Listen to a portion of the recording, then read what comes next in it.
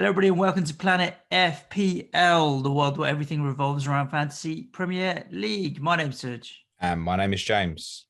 And it's T minus 48 hours, kind of sort of, not even 48 hours now, 36 hours, I would say, James, before the first game kicks off. And then we're in the thick of it. Let's have it. Let's bring it on. I personally will be very, very happy when that deadline passes on Friday. And then that's it. The planning's finished. You just get on with it then. Yeah. And accept your decisions. There's much less, there's much fewer decisions to make at that point. Like you're not, until and when we pull the trigger on the wild card, you're not thinking your whole squad. You're kind of back down to one transfer a week or that kind of thing. So yeah, it's maneuvering the ship rather than building the ship. I think now we should be in a position with, as you said, little over 24 hours to go before the deadline. There will be some team news today. There will be some press conferences. I haven't seen the times of them as yet and who's going and who isn't. But I think at least by the end of today, you want to be narrowing yourself down to a couple of choices. You don't want to still be going to bed tonight and deliberating over 8 positions in your squad. You should really be going down to kind of drilling into last position by the end of today, I think. Yeah. Well, yeah, it's not just team news as well. It could be transfer news. We know now that Vestergaard, is it Vestergaard that's potentially going to Leicester? He is, yeah. So Marty suddenly becomes a very super ultra short-term pick if you're picking him. So transfers as well as team news. And then obviously we still don't know. Lukaku's not been introduced into the game. Varane's not been introduced to the game. I don't know if these guys are actually picks. But still, you never know. It's Lukaku, I think we can expect to get announced possibly today. It would be very handy for everybody to at least know what that price is going to be by the time game launch comes. I'm sure a lot of people obviously got in mind to look at him for, say, game week 4 or obviously Chelsea's great run from game week 7. So it'd be handy to have that information just in case it's shocking, i.e. it's cheaper than we think at, say, 10.5, or if it's going to be, say, 12. I suspect it'll be somewhere in the middle of that, but it would be handy to know in case there's going to be a shock with that price. Yeah. Squad structure more than actually picking these players is what it comes down to. So today we are going to run down a predicted Premier League table 1 to 20.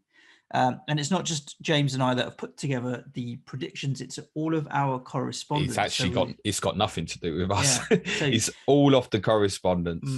And what they think. So it's basically an averaging out of their predicted league tables.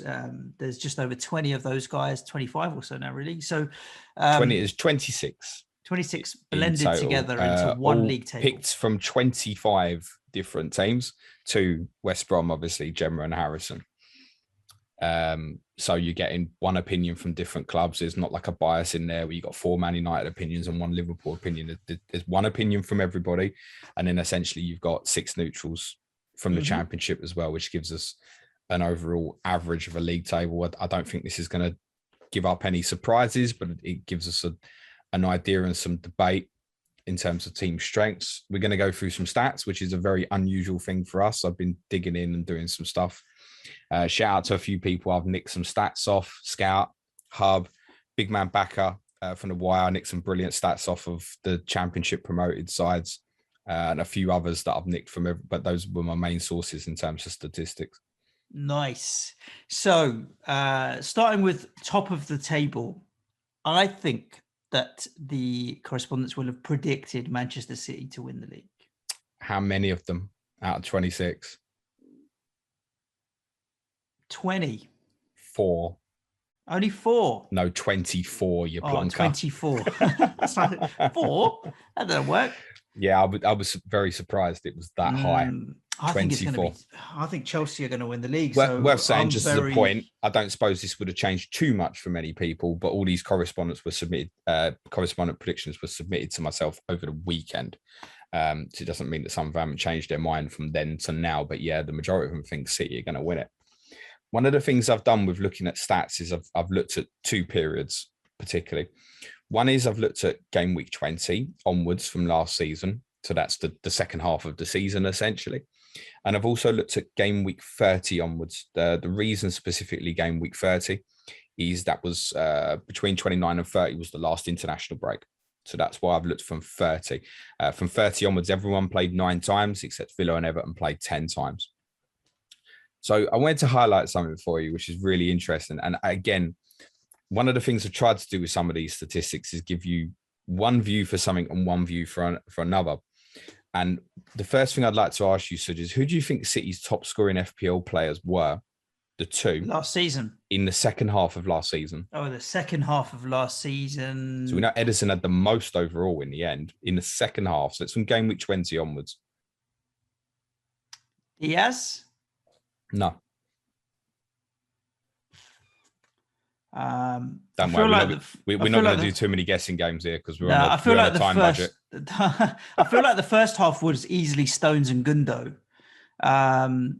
So I'm going to say... been John Stones anyway. Didn't get in the team to about 10, game week 10 or 11, did he? Oh, okay. Let's say John Stones. Gundogan, 91 points in the second half of the season. Riyad Mahrez, 87.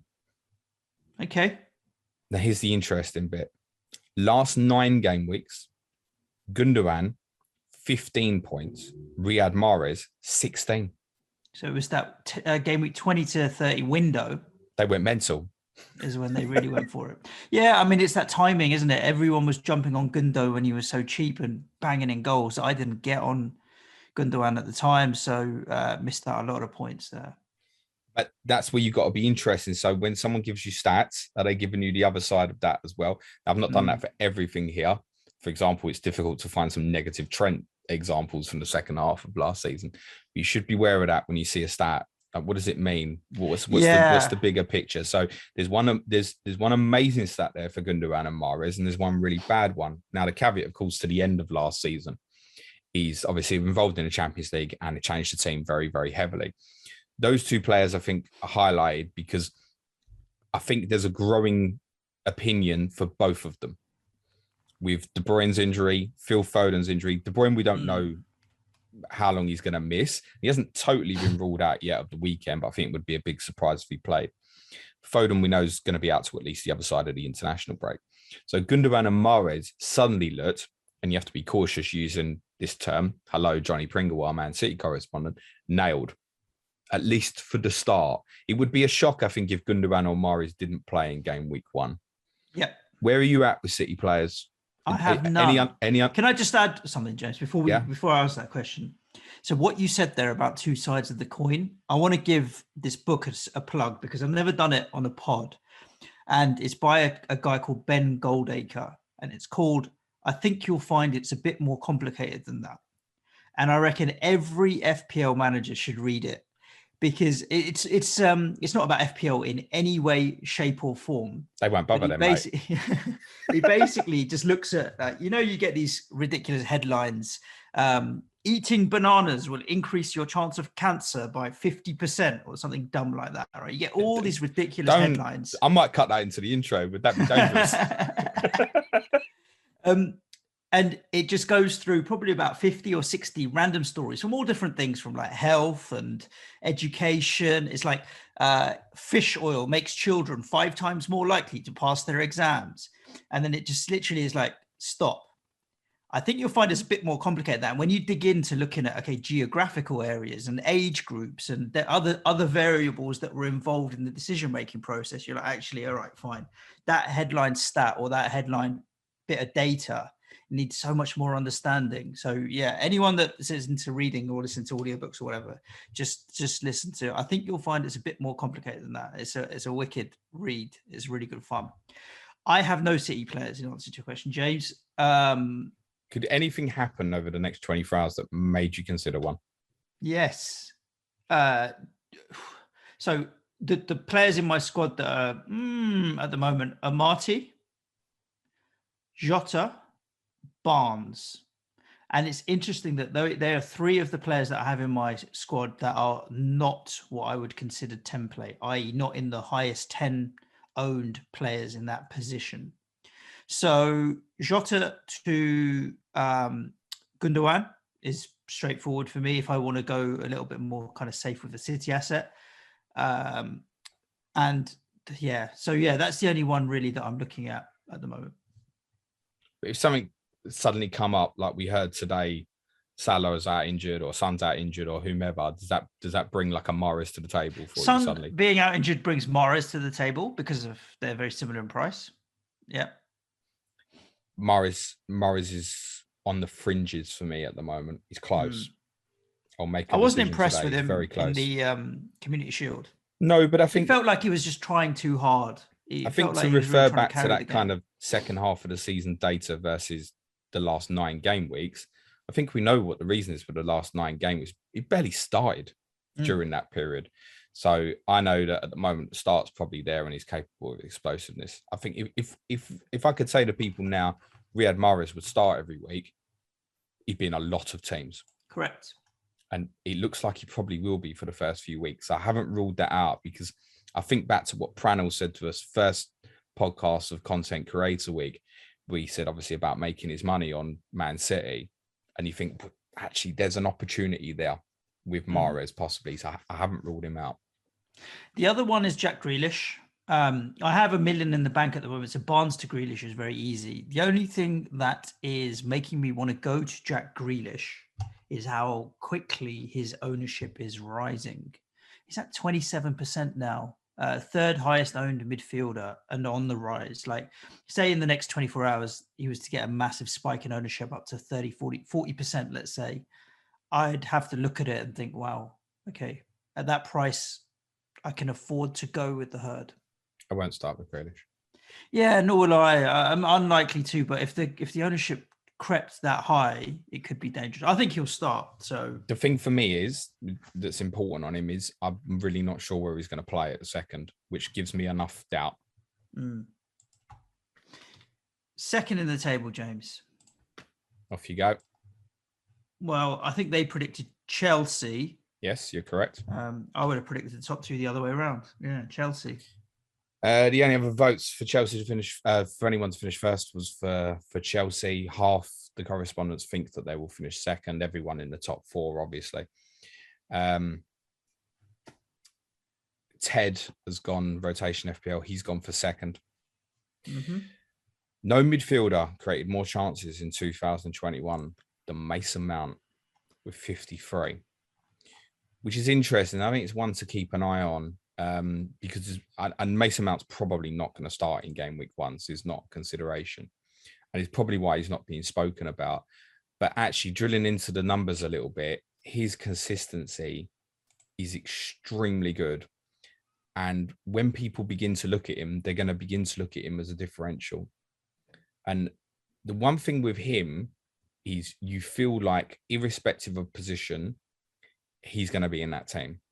And I think ideally he's going to be one of the 2 behind Lukaku. I think in terms of Tuchel's idea, I worry to be picking a team tomorrow for Champions League final. I think he's probably Havertz and Mount behind Lukaku. And I don't think we should overlook Mason Mount when the time's right. I don't know if he will be. When we look at Mason Mount as a differential, so you talked about him being a differential. If I get my words out, he's at 21.7% now. Which is already not a differential. Who? Mason Mount. Is that his ownership? 21.7%, boss. Really?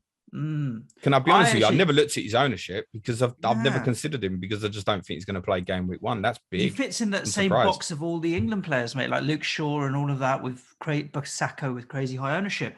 I actually think, look, they've got a difficult start. He may miss a few games. And I think a lot of people may come off him. I can see myself being able to buy Mason Mount in game week 7 or 8, maybe at 7.4. If his ownership starts that high. Was he 7.5? 7.5, yeah. I'd like to be in a position to buy him at 7.4. You might be buying him at less, Suj. Yeah, but I don't want to be too optimistic, James.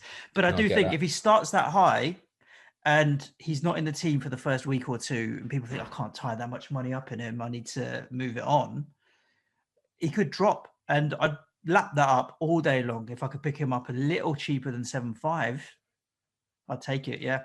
So one to keep an eye on. In the last 9 game weeks, Kai Havertz had 9 big chances, which suggests the way the season finished, if it continues, we can expect Kai Havertz to have 1 big chance per game.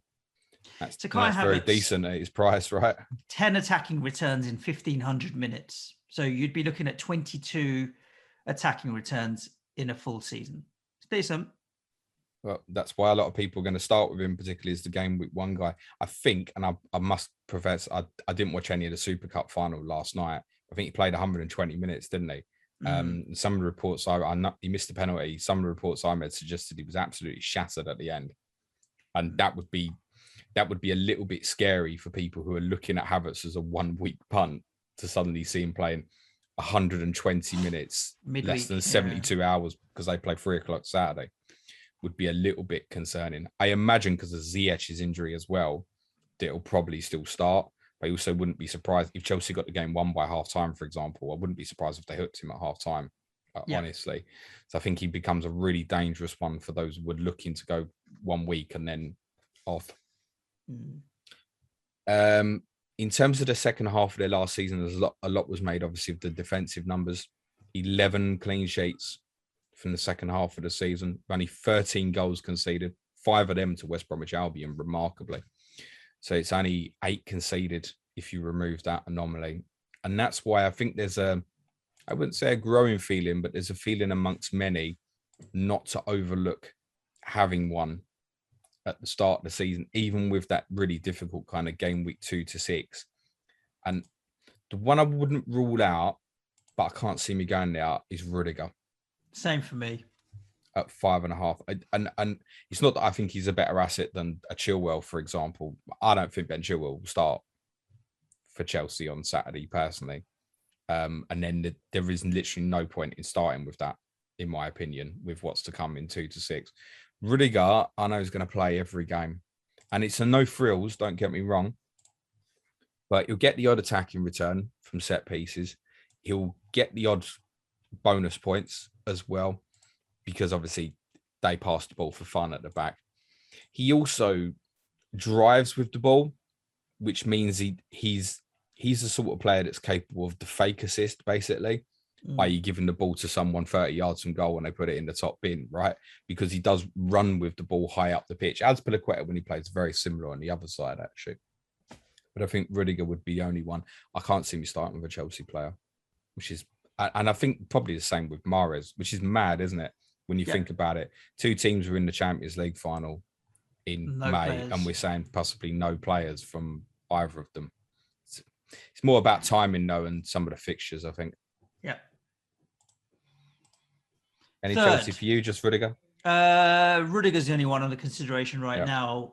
Come game week 7, forget about it. I'll be all over 7 all over them. I'm sure there'll be 3 Chelsea players in my team. Maybe even doubling or tripling up on defense if they look that good. You know, we looked at blanket Liverpool defense and City defense in the past. It could be 3 defensive assets just because if they're that solid, but we shall see. Unlikely because Mount's price is so good. But and Lukaku, you're going to want probably Lukaku for captaincy coverage at that point. Yeah, true.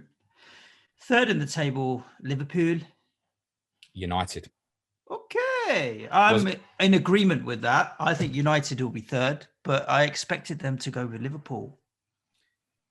United third. Everybody predicting top 4. There were actually a little bit more for fourth. But actually, it's the case with Liverpool. We can say Liverpool were obviously fourth in this predicted table as well. Couple of things I wanted to highlight. Luke Shaw.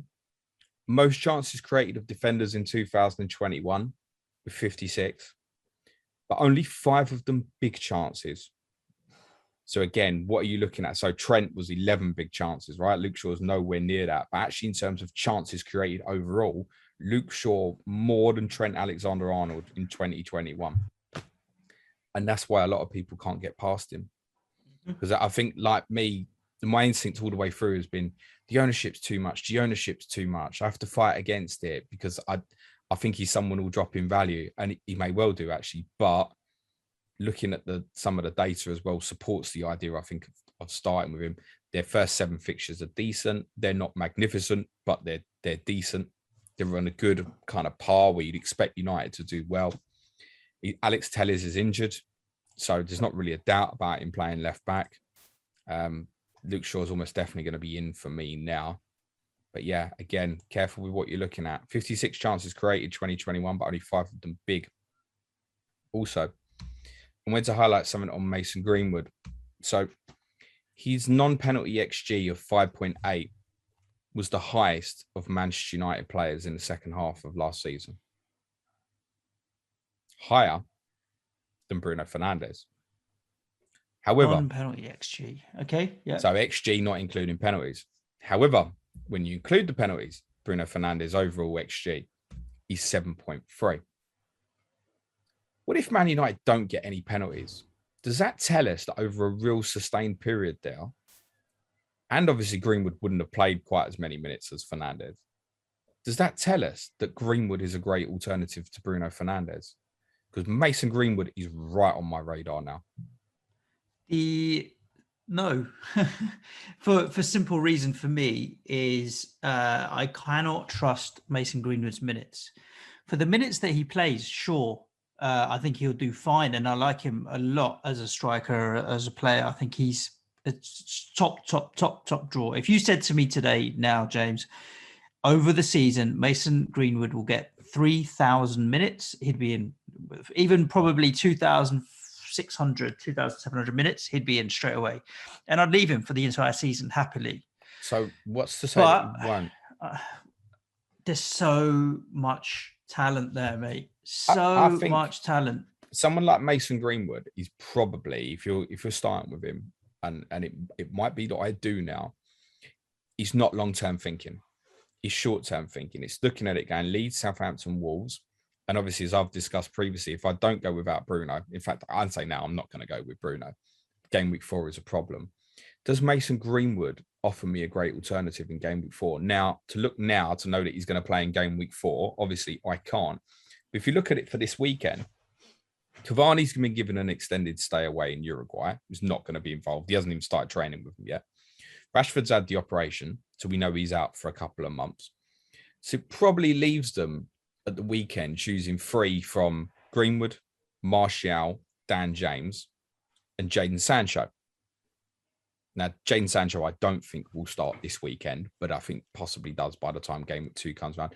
I wouldn't be stunned if Sancho starts, but I actually think because they're playing Leeds, Daniel James played the games against Leeds last year, and I think we can probably expect that again. It's a tactical tweak that Solskjaer likes against Leeds to play Daniel James because he'll want to spring on them fast when they break on Leeds.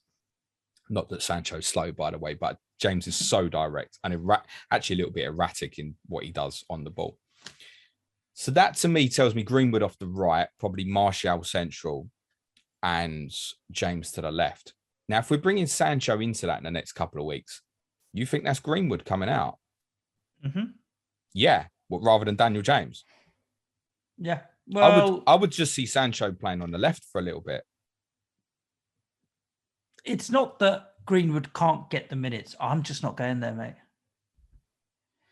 Just not going there. For me, I'm not. I don't want to gamble early doors with minutes.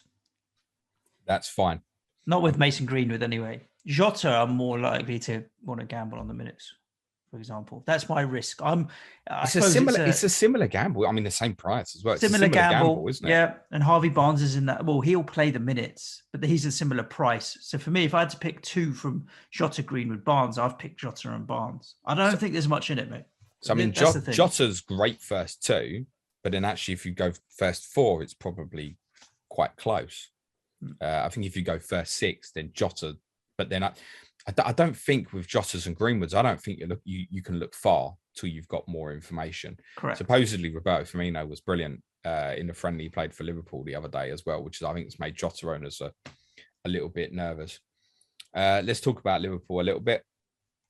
So, Mo Salah, last 9 game weeks, 34 shots in the box, 11 more than any other player last season in the last 9 game weeks. And that's just a simple highlighted stat as why his captaincy is going to be absolutely monstrous this year. 50% at the moment. You know what's crazy about Salah? And I must confess, I didn't listen to all of Black Box yesterday, but I dipped in for a little bit. And they were looking back at ownership at the start of last season. The game week 1 last season, Mo Salah's ownership was 33%. Aubameyang was like 50 or something stupid. And looking at it now, I'm like, how can his ownership not be 50% or more for Mo Salah? Like, it's just so now. For the benefit of those who didn't catch Mark and Az last night, and I did catch the same bit last night, Pierre-Emerick Aubameyang's ownership was basically 50% game week 1 last season. Mad. I can't. But in comparison to Salah being 33%, Yeah. I'm like, what were we all thinking? Like, we were all drinking the Twitter Kool-Aid then, mate. Remember how much that hurt. Now look at that being Hugely. kind of 50% rather than a third of players. We're talking about a half. What's his ownership now at the moment, Suj? At the moment, it's 50. It is 50. And 0.8. what's Luke Shaw now? I bet it's still rising, isn't it? 54.6. I genuinely think Luke Shaw might be 60% by the time the game starts. It's unbelievable. TAA, it's really difficult to find data that's going to not support putting Trent in your team. But I think it's worth highlighting to remind people, because at the price and the amount of brilliant available options, listen, you could pick 5 good 4.5 and 5.0 defenders that will do you fine this year. And people thinking, I'm going to need these premium players like Sancho, Lukaku, Kane, whatever, as and when they're available, or at least the option to have them. Trent is obviously an easy way to cut 3 million out of your budget or so, isn't it? 11 big chances created in 2021 is the most in the league. He was the highest FPL point scorer in the second half of the season with 107 points. He was also the highest FPL point scorer in the final 9 game weeks of the season. 107 in the second half of the season, 66 FPL points in the final 9 game weeks of the season. It should be noted, Liverpool's last 9 fixtures were quite nice, but still, that's a bit mad. There has never been a point for me where I've thought about not starting with him, yeah? No. Where do you stand on Schmickers at the moment? In, out, shake it all about? It was a Schmickas versus Jota debate, and I've decided that the upside on Jota is bigger than Schmickas, so I've left it. I don't. If someone doesn't want to go with an attacking third Liverpool asset, then the other defensive option is Schmickas. But if you want that third attacking Liverpool asset, like your third Liverpool attacking asset is attacking, like me, Jota, then can't do nothing about it. But Salah and Trent are locked. So I think Schmickas is an in if you weren't going to start with 3 Liverpool players, and if you were happy to have a 4.0 dead player on your bench as part of your structure. If that's the case, then I think Schmickas is a yes. I think for those who've planned on Trent, Jota, Salah, should stick with it. Yeah. I don't like the idea of saving the 3.5 million Trent to Schmickas, because finding your way back is going to be extremely difficult. And I mean, if you think about Robertson probably being back game week 4 or so, Suj, and I'm kind of glad that decision's been taken away from me in a way, because, I don't like not owning him. He's another one actually already. Again, when you think of adding Sancho's, Lukaku's, Kane's as options, De Bruyne's to the game as and when they're available, finding the way back up to Robertson's bad as well, right? If you did want to go Trent and Robertson, I think Andy Robertson is going to be a brilliant differential for a long time this season. 5th in the table, James, is going to be Leicester City. It is Leicester, yeah. The majority of the correspondents think they'll finish 5th. No one has predicted them to finish outside the top 6, which is quite telling. I got some Iheanacho Vardy stats, which are a little interesting. So in the second half of the season, Iheanacho got 100 points. Jamie Vardy, 71. Now, there's nothing wrong with a 71. If you double that over a season, we're talking 142 points or so. That's not enough for a 10.5 million forward. What's interesting about it was using Hub's tool, where they predict expected FPL points for that period. Iheanacho was at 91, basically, rounded down, and Jamie Vardy, rounded up, was at 89. Those were the expected FPL points in the second half of the season, which suggests nothing between them, despite the fact there was actually 29 points behind them. And the reason that stat stood out to me as interesting is there's a long-held belief, and often quite right, that Jamie Vardy outperforms his XG. Yep. But he's well underperformed it there. Now, there's 2 sides to the argument. One, you go, well, he's regressing as a player, so his finishing is on the decline. Or you look at it and go, he's massively underperformed there. And with a player of his experience, it will come back round. It completely depends which side of the fence you sit on. I like him as an option, as I said, because I think going one up front, which it looks like they will, certainly to start games, I wouldn't be surprised if it becomes a 2 later in games. I think it's good for him. Ricardo Pereira is still very much in my thoughts. Vardy's not locked in, by the way. There's every chance he's out for me now. One of the reasons for that is Harvey Barnes. Yeah. I really like going with Harvey Barnes. I like what I saw from him in the Community Shield. Harvey Barnes is really very much in my thoughts. Very much in my thoughts. Well, I think originally he was a player that I was concerned about from a fitness perspective. Mm-hmm. I don't have that concern now. That I feel like he's ready to go for the start of the season. You can look at it and say he's coming back off an injury, but he's been involved in their pre-season. He'll have worked at it from the start. You can make a case to say he's well ahead of people than those who are coming back from the Euros this week, for example. So I don't have that concern now. Whereas originally, when I had my thought process for this season, I was constantly telling myself, he won't be 100%, he won't be 100%. Rodgers even said only 2 weeks ago after QPR, a friendly they had, he said he's not 100%. And at that point, I was like, don't know. But having seen bits from last weekend as well, yeah, very much in thoughts again, Harvey Barnes. Yep.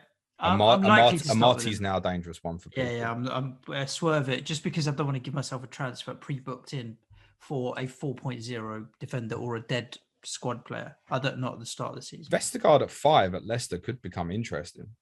Yeah, I don't think he'll go straight in though. So I missed the first fixture. Then it's at West Ham. But something to concern you about Leicester. Tell me. 18 goals conceded in the last 9 game weeks. Yeah, I mean, 2 a game.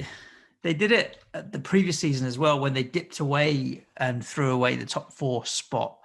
So two seasons in a row, they've faded towards the end. Yeah. Well, I'm slightly slanted by losing 4-2 at home to Newcastle and Tottenham, which you can't believe them results. Even having watched them games, I can't believe them results. Particularly the Newcastle game, because Newcastle actually battered them. That's concerning. You ain't going to make a top 4 challenge. You still conceding 2 goals per game. And obviously, I've lost Fofana. Evans, we don't think is going to start game week 1. I'd be surprised if they get the Vestergaard deal done in time for the weekend. So there must be concerns about them defensively. And yeah, I might well still be starting with one, but I'm half start. If I do start with Pereira, it's half for the attacking stuff as much as the defensive. Who did they predict finish 6th? I'm going to say Spurs. As much as I disagree. They're in the mood. They're in the mood to piss me off, the correspondents. So, Arsenal, good. They're not even there just to try and keep me happy. Yep. Arsenal. I agree with them. So range of predictions though between 5th and 10th. The majority, in fairness, were for 6th, and that's what Adam Pritchard's gone for as well. Is a 6th place finish.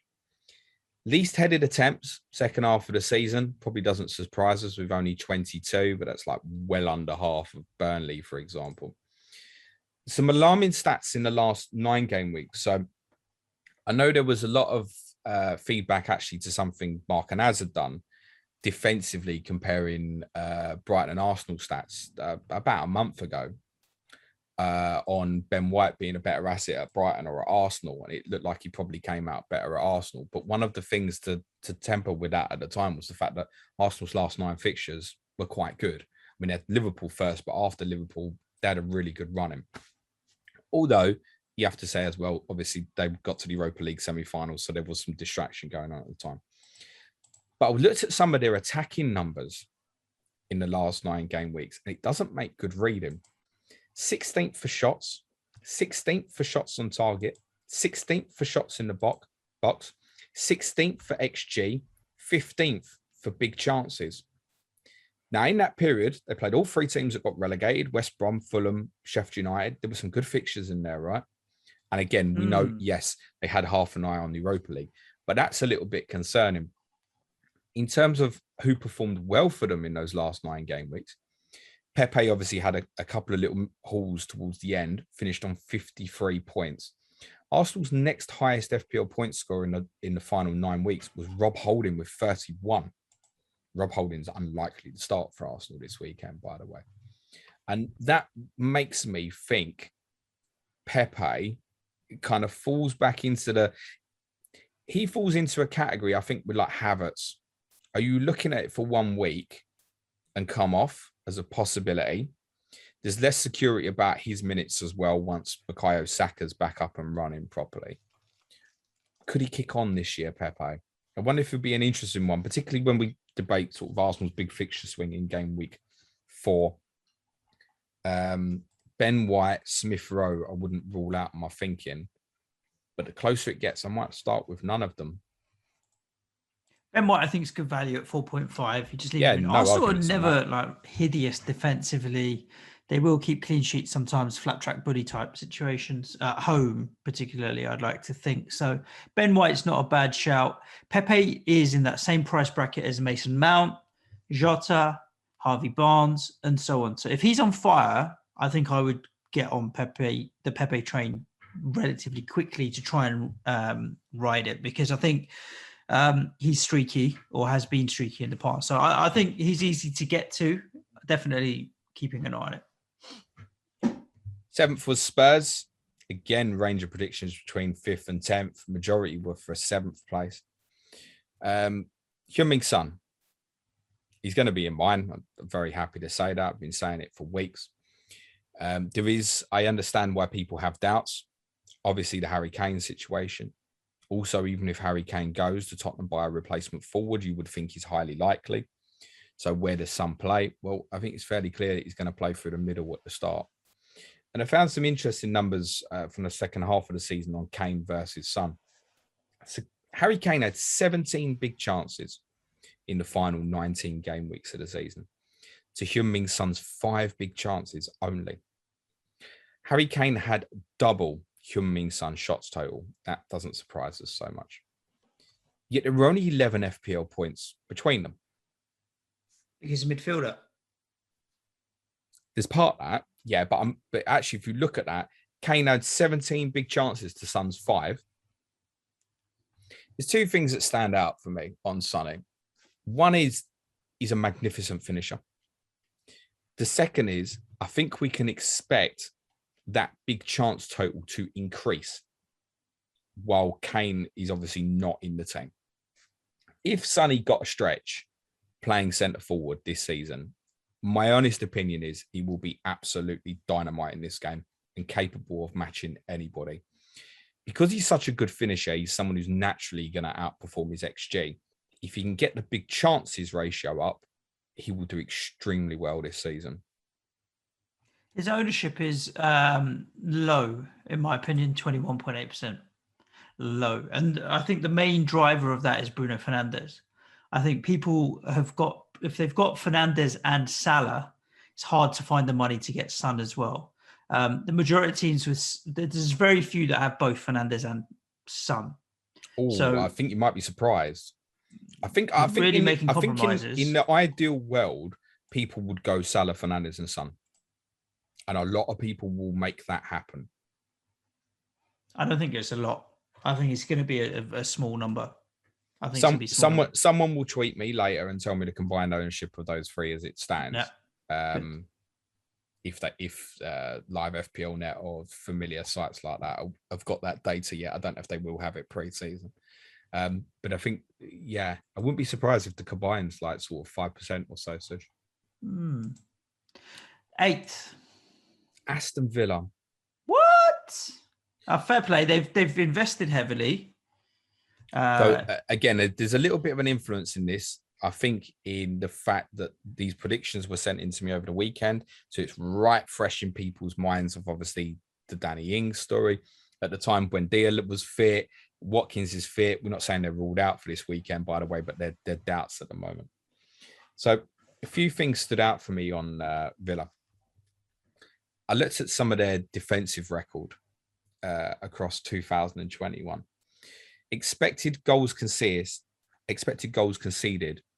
of just under 41 is the highest of any team that's still in the Premier League who played in it in 2021. That's big. Biggest expected goals conceded. This is a team that we're expecting to finish 8th.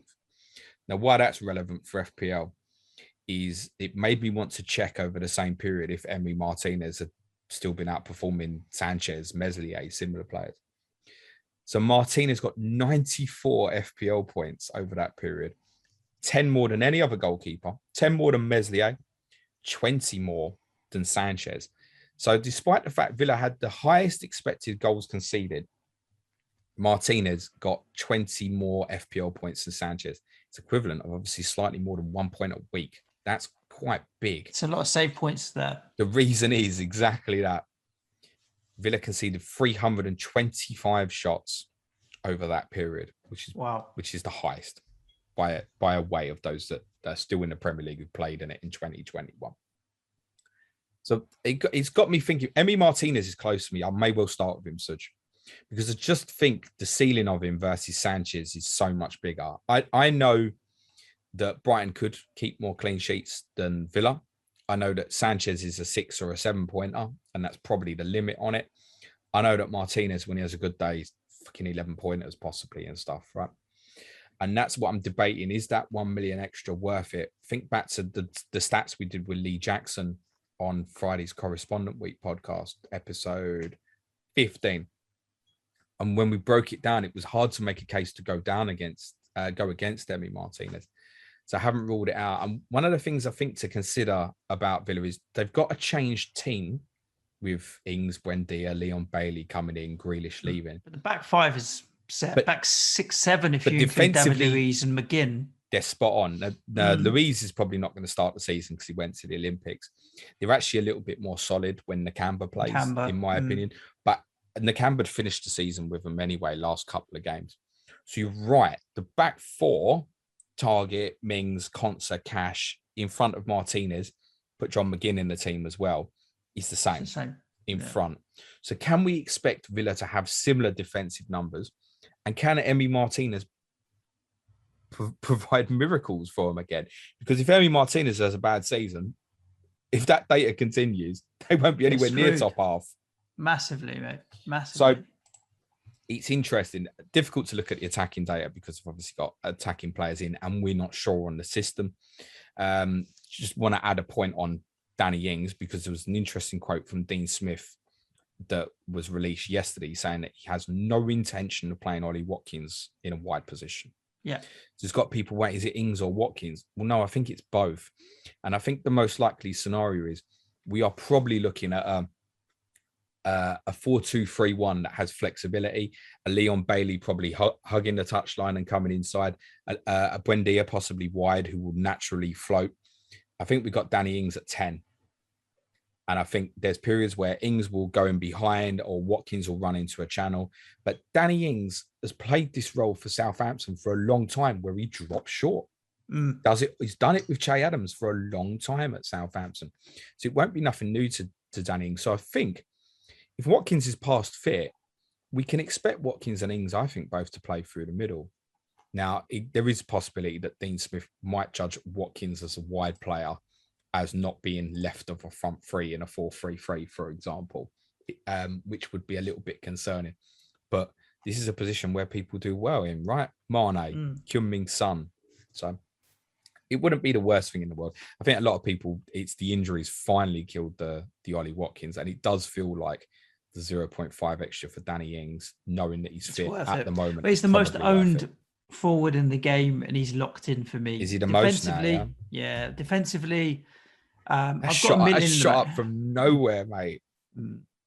Ings is in for me, and I get the case for Emi Martinez. If I'm struggling to move around a bit of budget and just have the money lying around, then Martinez could be in for me. But in the second half of the season, only one player had more shots on target than Ollie Watkins, and that was Harry Kane. 26 shots on target in the second half of the season is a good number. Are we down to 9th now, James? Go on, you're there, mate. West Ham. West Ham United. Who's under consideration for you? Antonio's in. Could not be more in. I think for the starting of the season. It's another night out for him now, isn't it? Oh, mate. In terms of ownership, I know Souček and Benrahma are getting quite a bit of interest. Well, Souček at 11.8% ownership is quite high. Benrahma and everyone else is less than 5%. And then it's just Cresswell and Soufal. The only two for me would be Soufal and Antonio as it stands, with eyes firmly on Benrahma. Yeah, Benrahma, close for me. Antonio, almost definitely in. Cresswell and Soufal, I wanted to highlight a couple of things here. So second half of the season, 5 assists for both of them. Only 2 FPL points between them over the final 19 game weeks. That suggests just save the money on Soufal, doesn't it? Mm-hmm. Here's something very interesting. Also, less likely to get an injury in terms of Soufal. He's just a little bit more solid. Yeah, well, Cresswell played nearly every game last year. I feel like he might have played every game. No, he missed a couple, I'm sure. Okay. 3,170 minutes. So he missed. It's close enough, to be fair. Interesting stat I did find though: highest XG of all defenders in the second half of the season. Craig Dawson. Oh, Craig Dawson. On set pieces, he was a threat. The weekend, I think he hit the post or bar, or he had a couple of efforts. He must be 5. He's Craig 5. Dawson. He's 5. It's difficult to make a case for him over Soufal, but I mean, would you say he's locked in first choice? Yep, he's the main man, centre back. He scored 3 goals in half a season. So if he scored 6 goals in a full season, I tell you what, it might be worth a second look. Nobody's speaking about Dawson, and I'll tell you why as well from a starting perspective as well. Is the same price, mate. That's why.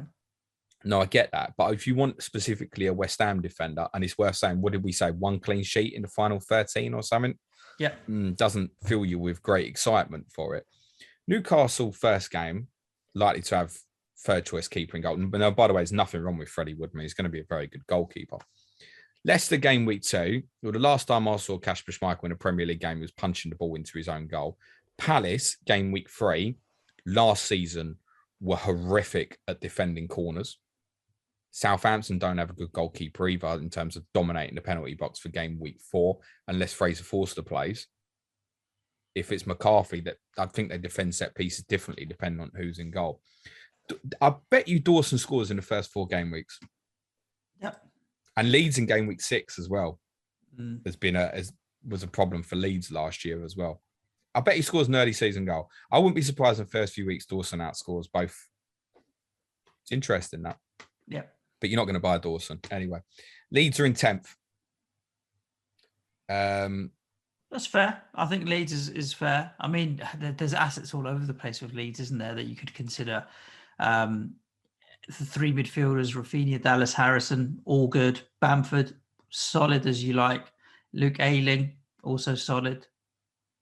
The only one I wouldn't go to Meslier, but all the others, happy to own. Meslier, honestly, I think if Luke Ayling was 5 million, he'd be very close for me. I think I'm going to go Sanchez or Martinez one way or the other. I think Meslier will do very well this year. Interesting stat picked up off Big Man Backer is from his 11 clean sheets last year, Meslier, in 5 of them, he picked up top bonus. And with the save points to go with it, that's 10 pointers, mate. Yeah, I'll be interested to know how many goals Leeds scored in those games. Were they like 0-0s where he was the main man, or did they win 3-0 or 4-0? I mean, I think it's probably fair to say when they won 5-0 at West Brom, for example, is not one of the games where he got top bonus. But I mean, we're looking at half the games there, nearly. Yeah. To say that if they keep a clean sheet, actually it's him that's on the bonus. Now, does that affect the thinking with Luke Ayling, and you think back to 0 attacking returns for him last year? Further up the pitch, only Trent Alexander-Arnold created more big chances in the second half of the season than Rafinha's 10. Yet, Harrison matched him for FPL points on 91 over the same period. I think Harrison might be worth the saving. I think it's very close. And I think if they were 7 and 7.5 rather than 6 and 6.5, I'd still be debating the same decision in my head. I'm more likely to start with Harrison, I think, than Rafinha. But I do want both probably for game week 5, I think. Ayling in for me. concerned about the ownership on Rafinha and Harrison being able to sting me because I don't own them. 20% on Rafinha. Harrison's low, 5.4, but Dallas at 16%. Yeah, that concerns me a little bit, the ownership on Rafinha. But Dallas, I'm not going to start with because I don't want to be blocked. yeah, But I don't think he'll do badly at all. I genuinely think he could punch towards 140, 150 points. Yeah. 11th.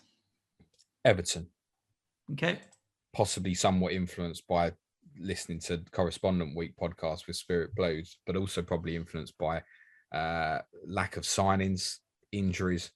We think that Richarlison, RKO out of nowhere, he's going to be available and play this weekend. Wow. Now, he's foregone, by all accounts, his mandatory 3-week holiday that he's due. Remember I said to you when he went, one of Benitez's quotes was, we'll expect something back in return for Richarlison. So I think this was always the plan, possibly. Right. So wouldn't consider him for game week 1, personally. But in terms of his fitness levels, he should probably be the fittest player in the league this weekend, which makes him interesting, I guess, with a very good run of fixtures for the opening 6 or so.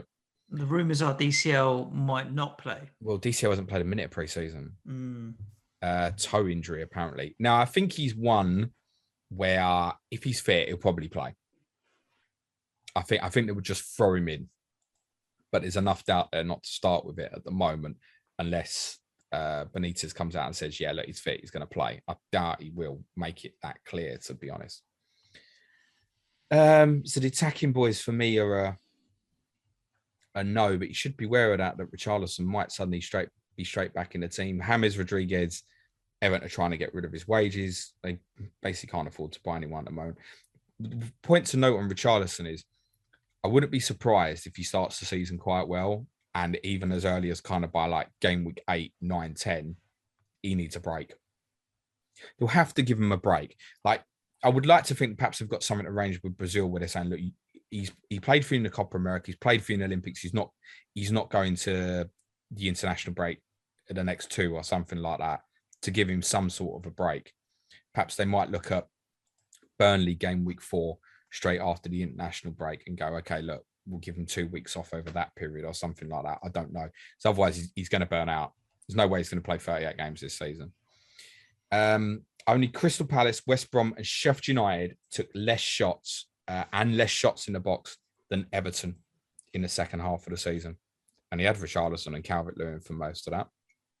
And I looked at some of the defensive players in the final 9 game weeks of the season.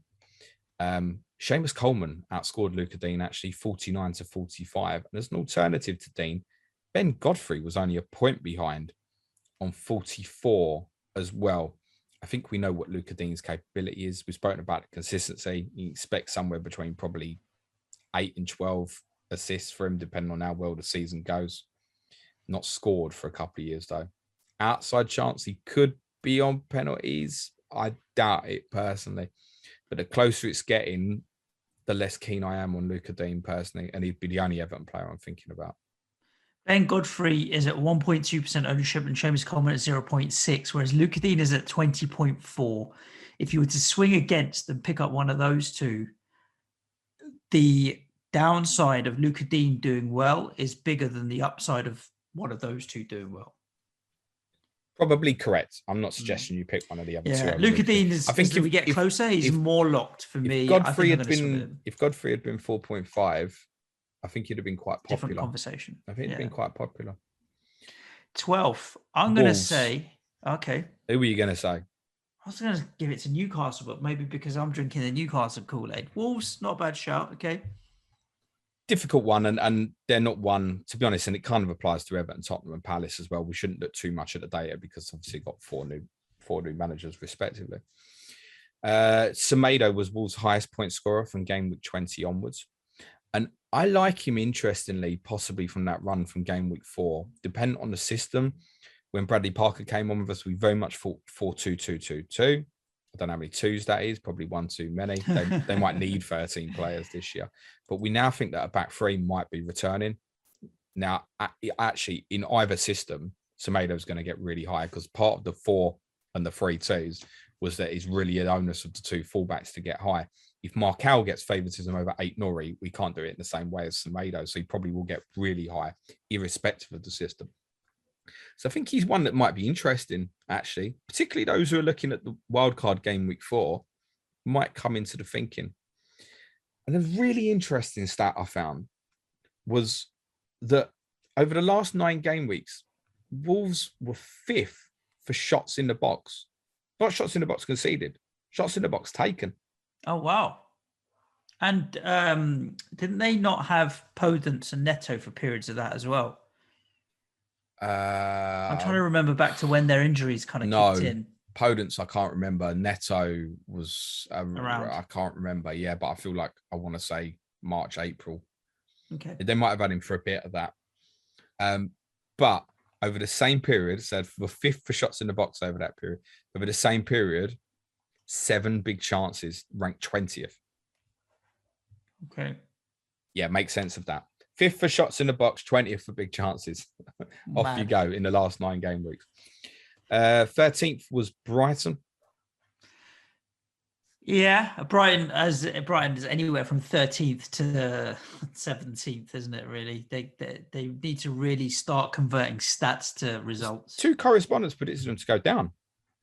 Wow, I don't think they'll go down. There's also one correspondent predicted them to finish 8th, and that wasn't Sam FPL Seagull, who's gone for 11th. They had the second best defensive record from game week 20 onwards. Only 17 goals conceded in 19 games, 8 clean sheets in that period. And no defender had more shots on target than Lewis Dunk's 10 in the final 19 game weeks, which is interesting because you obviously mentioned him against Dawson at the same price. As a comparison, yeah. I mean, he scored 5 goals last season, 3 goals, 3 assists the year before, 2 and 1. Dawson scored 3 goals last season and considerably less minutes. How many of Lewis Dunk's 5 goals last season were headed versus shots? Because if you tell it, does that shots on target include headers on target? Yeah, of course, yeah. Fine. So that's different then. Yeah. Yeah. I had this vision in my mind of Lewis Dunk hitting shots from outside the box.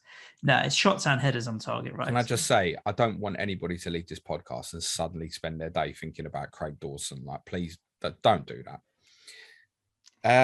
But West Ham will keep clean sheets against Newcastle, Palace, and Southampton. So maybe do.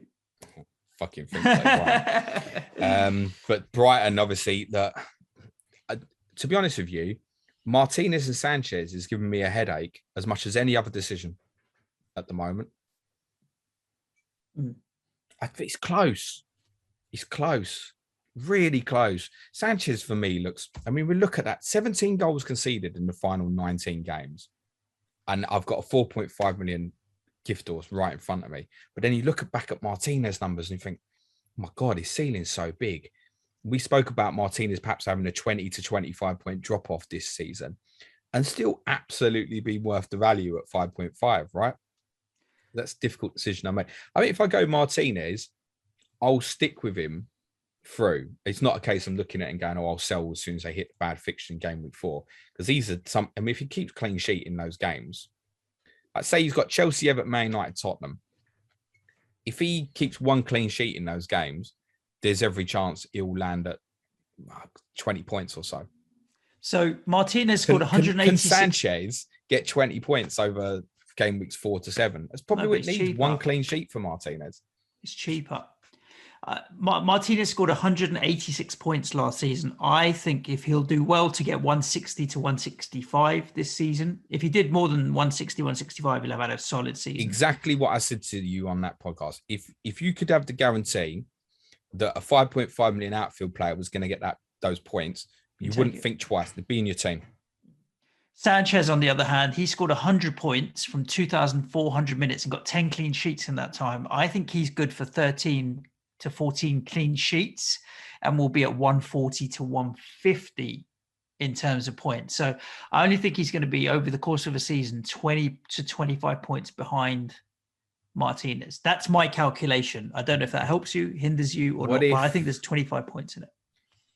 And what if we all expecting them to... Thing is, we're all expecting them to match that again. A Brighton, we're talking about Martinez dropping off. A Brighton capable of matching that again. 17 goals conceded in 19 games. Phenomenal. I think they'll do better. Well, I doubt they'll do better than that. They might match it or be close. But I mean, listen, if they beat that, mate, fucking Champions League contenders. Shame they ain't bought a forward. They possibly would be. I think Brighton's range this year is quite.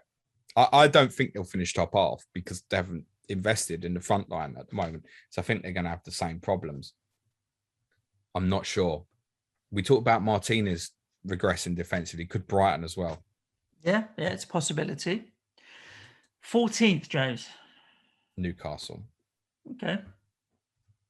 So Graham Jones took over, and I went back and looked at it. It was very handy for me looking at data. Graham Jones, the coach at Newcastle.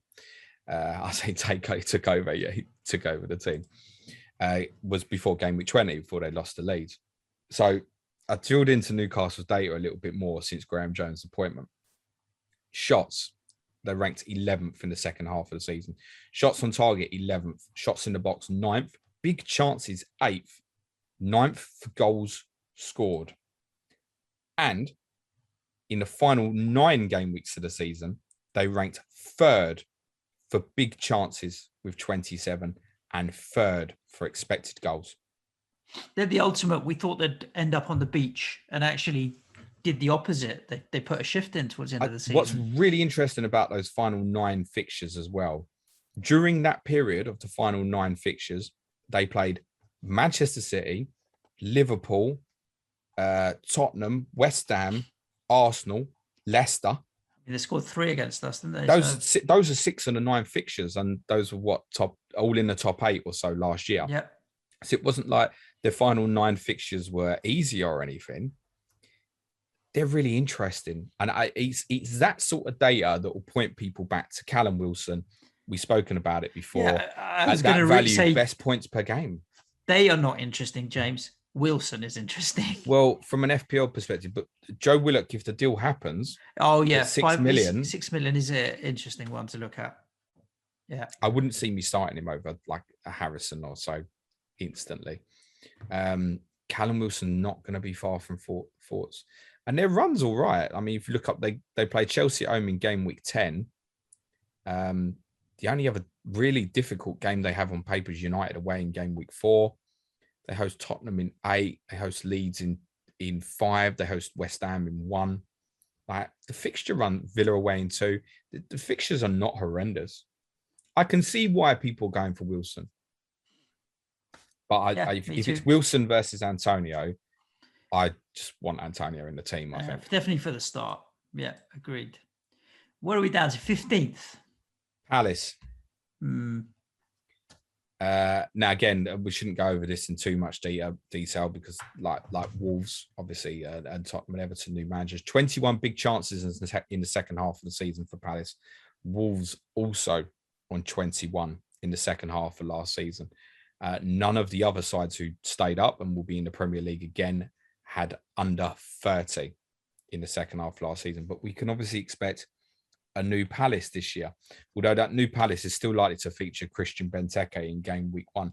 Only Harry Kane and Kelechi Iheanacho had more shots on target than Christian Benteke in the final 9 game weeks of the season. You still don't want to buy him over Ivan Toney, Suj? No, still not convinced. I do think Zaha's ownership at 7.3% is interesting at 7 million because he is what you'd consider OOP right up top. But not for the start of the season. They had a new investor I saw. £90 million has been pumped into the club. That. Yeah, yesterday, an American investor, Nick someone or other, I think Neil or Nick someone, 90 million invested into the club, and he's on the board of directors. Neil, Nick, Nigel, it's all the same. It's something beginning with N. And so they've got a bit of cash as well between now and the end of the transfer window. So I want to keep an eye on this Crystal Palace for sure, because I think they will be doing bit more business. They definitely will be doing a bit more business. So, yeah. I mean, that could just be cover up COVID losses or something. Difficult to say, right? The problem with Palace is the fixtures. I can't think of a team. Although I really enjoyed having McTavius on, and I'm really looking forward to seeing what they do this year, particularly once they get like Michael Olise fit and stuff and Eze back over Christmas. I think they could be really good to watch by the time we get in the second half of the season. But there's nothing what stood out to me and I've gone, you're underpriced. And I think for me to start with a Palace player, I would have needed something that was underpriced. Yep. So a no for me with them. Those first 10 fixtures are shite. 16th. Burnley. Okay. That's their regular spot, isn't it? To be honest, is what Jack Toner, Turfy Topper's predicted that he's been honest. He's gone 16th. Yeah. I think they'll take that again, especially with the lack of signings. There must be concern that James Tarkowski could still leave. I'm surprised Leicester didn't ask any questions, actually. I think because him and Vestergaard in the same position last year, a contract. Yeah, true. I mean, if you consider we went for Tarkowski last summer and they were looking for north of 30 million, so we shied away. It'll be a lot less now, but I still think they'd ask for a fair amount. If Vestergaard's going to Leicester for 15, it'd be about the same, you'd think. Yeah, you'd only get probably a little bit of a hike because he's English and obviously fills up the quota, so you do have to pay a slight premium. But I think price-wise, we expect that to be similar. And I would not be surprised if James Tarkowski moves before the end of this window shuts. And you have to ask, if Burnley have only got that money to spend the 15 million, are they going to get suitable replacement? They've got Collins in, who's been brought in as first choice backup, so they have a better understudy this year. And it might be that he ends up playing. Not convinced, though. 58 headed attempts from Burnley in the second half of last season. Chris Wood's game week 20 onwards XG was only bettered by Mo Salah, Harry Kane and Patrick Bamford. It was fourth for XG in the second half of the season, Chris Wood. Good opening day fixture. I don't like their game weeks 2 to 6. And Wood also had 9 attacking returns in the last 9, 6 goals, 3 assists. There is doubt if he'll start. He is obviously back training with them. Technically, he's available, but there is doubt if he'll start that fixture against Brighton. My instinct would be that he probably doesn't. Therefore, it's a no to start with, considering what's to come afterwards. But very consistent player. You could make a case, honestly, if you were going 3-5-2, to just go Wood and Wilson all season and leave it.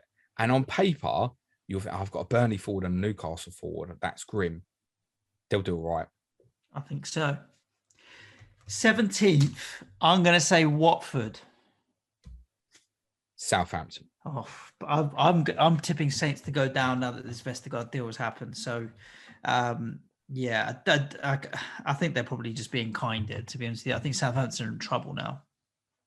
Well, Adam Armstrong must be thinking, what's going on? He's basically price is interesting at 6 million, not to start with, but it will be. He's bought a season in the Premier League before he's back down in the Championship. I think he'll do well, Armstrong. Actually, yeah. Maybe I think it's a good replacement. If he does well, someone will go and pick him up. Maybe. I know, by the way, that opinion is not shared by everybody. There's a lot of people who think that he won't cut it at this level. I think he'll do all right. I think it's the right club for him to join as well, with expectations on the low a little bit. I also think he's the type of player that probably needs a partner, and in Che Adams, he'll have one. Big thanks again to big man Backer. I nicked some stats off. He doesn't know I've nicked them, but at least I've shouted him out. With and without Danny Ings in 2021. So their XG per game with Danny Ings was 1.2, without 0.8. And their big chances per game drop alarmingly from 1.89 per game with Ings down to 1.2.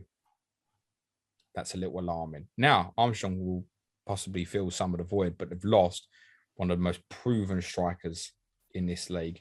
Yeah. We're about to lose Yannick Vestergaard.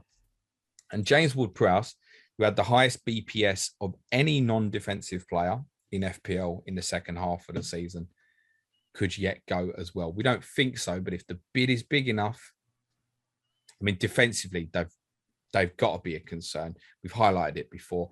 47 goals conceded in the second half of last season. Only one clean sheet in that period, which was at Sheffield United. Yeah, I fear for Southampton. I can't go near any of their players at the moment. I saw that your team had put in a bid for James Ward-Prowse potentially as well. Don't know how true that rumours. Is, we might have some money to spend. Depends, doesn't it? Yeah. So that means the bottom 3 are the promoted clubs getting relegated again. Watford? Yeah, 18th. They won 14 of their last 19 games in the Championship. under Xisco. They finished very well. And the one that's obviously been really highlighted is 15 goals conceded from Xisco's 26 championship games in charge. They did outperform their expected goals conceded over that period of 20. But that's still good. Like XGC of 20 from 26 games is good. To only concede 15 is brilliant. The way I feel about them is I feel they're going to have a lot of games that are low scoring. Yeah. And I feel that they're going to find it obviously more difficult. It goes without saying you're playing against Premier League quality now rather than Championship. If they don't score enough goals at the top end and they have some interesting players, then they're going to be right in trouble. Their consistency could get them to 13th, 14th, I think, just by being consistent defensively and consistent offensively. Ismail Assar will obviously be being considered by many. Ben Foster is probably going to be the 4.0 I go with. One concern I have on Foster is his ownership's high, right? And he could drop to a 3.9. But I'd also look at him and think, are you going to sell him? He's the most, well, am I that bobothered? Yeah. If he goes you're not to going to sell him, it doesn't the matter. chances are, if he's the first that goes to 3.9, he'd be the first that goes back to 4.0. 4.0 as well. And he's also a wild card. Yeah. He's also, I think, of the 4.0s, currently the most likely to get a game where suddenly they change the goalkeepers. I can't see any of the other 4.0s suddenly get brought into the team. That could happen with Foster, which is why I think he's probably still the best shout. Danny Ward, Southampton, pick up the phone. You need a goalkeeper. That would be really interesting. Not that I still particularly want this, but it'll make loads of saves. Fucking have to, Danny Ward. Do you think they'll stay up, Watford? Yeah, I think they will. I think they'll be 17th. I think they'll be 17th. I've got no interest in any of their players at the moment. Other than the most Foster. Likely Watford player at the moment to make my squad, other than Foster, is Kucha at 5 million. All the 4.5s aren't worth toffee.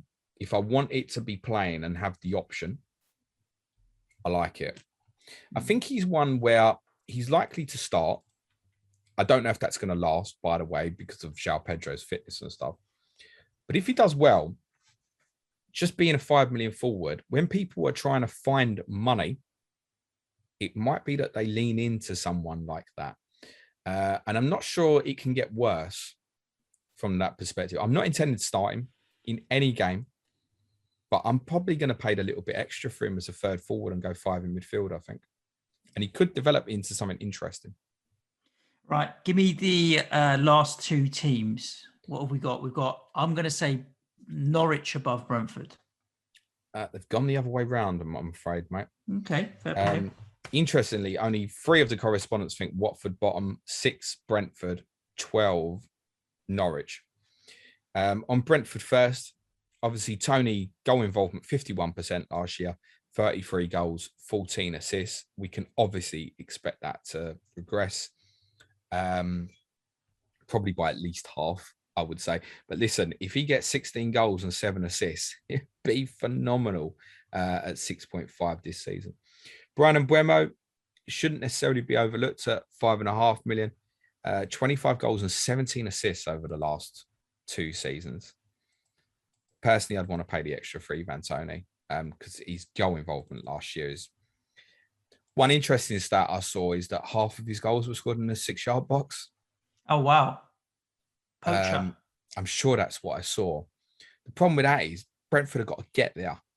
And that's going to be more important this year. So can they create at this level for him to... Because otherwise, you're taking those 16 tappings off the table and you're inevitably going to take some of his other goals off the table because you're playing against better quality opposition.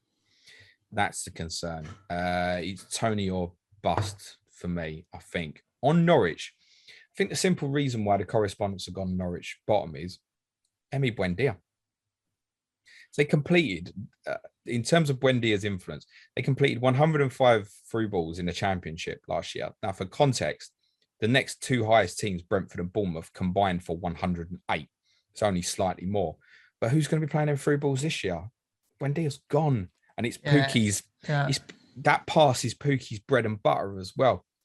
So Rashika's been brought in, 2.4 shots per game sorry, 2.4 shots per 90 minutes at Werder Bremen, who were relegated in the Bundesliga, so comparable. Shouldn't be sniffed at. That's not bad at all, actually. But you're removing Buendia's 29 attacking returns and his 3.1 chances per game creation. Scary. One final point. I always feel that one of the 3 promoted goalkeepers does very well. And I know a lot are looking at Daniel Batman at Watford, and that's absolutely reasonable.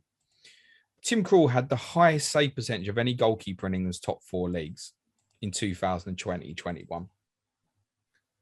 And one of the things I keep hearing over the last 24 hours is the debate about Mo Salah or James Milner and who might take a penalty for Liverpool at Norwich this weekend. I'm not sure I'd want one. He's a very good penalty saving goalkeeper, Tim Krul. And he wouldn't be the worst. No one's speaking about him. He wouldn't be the worst 4.5. I think if he comes out of the first 4 and does quite well, people who are wildcarding sort of 5, 6, 7 might well look at him. Yeah, actually. their run from game week 5 all the way through to 14 is particularly solid. I mean, he's got Premier League experience and international experience as well. And in terms of obviously starting with him, you're not going to. The one really to watch, I think, is for Shika. Might be interesting by the time we come to that point. Yeah. Billy Gilmore under consideration as a 4.5. Fodder. He might be on a few set pieces as well, judging by the friendlies, and that adds to the appeal. From a 4 it's not a lot more you want from 4.5 midfield. He's taking your corner. That's almost enough to tick it off, isn't it? Interesting.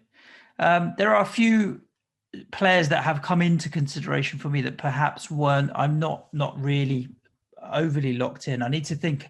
Do you know? Really interesting. You need to think about my bench first, because I'm giving myself benching headaches by having 2 players like Smith Rowe, for example. If I'm going to own him, I want to play him, not bench him. So I really want to get 3 players that I'm happy to own and happy to bench. And that kind of lets me understand how much budget I've got to boost up my other players. It might give me the money to boost up Sanchez to Martinez. It might give me the money to boost up Luke Ayling to Sufal or what have you. So even Ivan Toney, boost him up to Callum Wilson. So I think I'm going to have a real strong think about the fodder that I want from my bench to see how much money I'm willing to put into the rest of the 11. I think I'm going 2 up front. I'm close. As I said, I think Sanchez v Martinez is bigger headache as I've got at the moment. The rest is close, but wait on 2 news today. Tomorrow morning, you and I will record and we will reveal our drafts in full, with the caveat of obviously there's more team news to come on the Friday, but otherwise the plan is for it to be locked. It is. Let's do it. Let's not have them last minute headaches, mate. Shout out to the correspondents. Thank you so much for taking the time to put your predictions for the league. And thanks for everyone who let me steal their stats. Indeed. We'll be back at you tomorrow with the final pre-season pod before it all kicks off. And James will be deadline streaming tomorrow as well. So if you're generally a podcast listener, then you may want to head over to youtube.com/Planet FPL to get subscribed to the channel, and you get notified when James goes live with the live stream as well. Expecting it to be busy tomorrow. So if you want to get your questions in, you'll have to get in early. Anything else to add, James? Tell Patreon. We put patreon.com/Planet FPL. I feel like it's getting to that time in the season where Patreon's the lowest thing on people's minds. They're like, I just want to get my team sorted. Why am I worried about paying and signing up someone's Patreon? Sold as per usual, Suj. Yeah, no, look, it's probably a good time to get in before the season starts. We have a very lively Slack channel and Slack community, over 400 people, fans of all the different clubs that are willing to share advice, tips, etc. Dozens, I would say, of additional games going on, mini leagues. There's a draft league I saw the other day. We talk about Sky, fantasy football. I'm sure there's other people in there that are chatting about Telegraph and Dream Team and everything else in there as well. And just having a bit of fun with each other. We don't do 5 podcasts on that platform every week. Wait, I'm getting to that. You've got prize mini leagues that you can enter, cash leagues, which there's no fee to enter other than being a patron, but you can win monies in those. Additional content as well. There's a lot in there. Cheers, mate. Thanks. Well sold. There's a lot in there. So anybody that wants to head over and support the show, then that's the way you can do it. Patreon.com/Planet FPL. Cheers. That's all. I've got a headache of a team to sort out now. So see you soon. Ciao for now. Thanks, everyone. Be nice to each other. Remember, play it your way. Cue music, please, man child.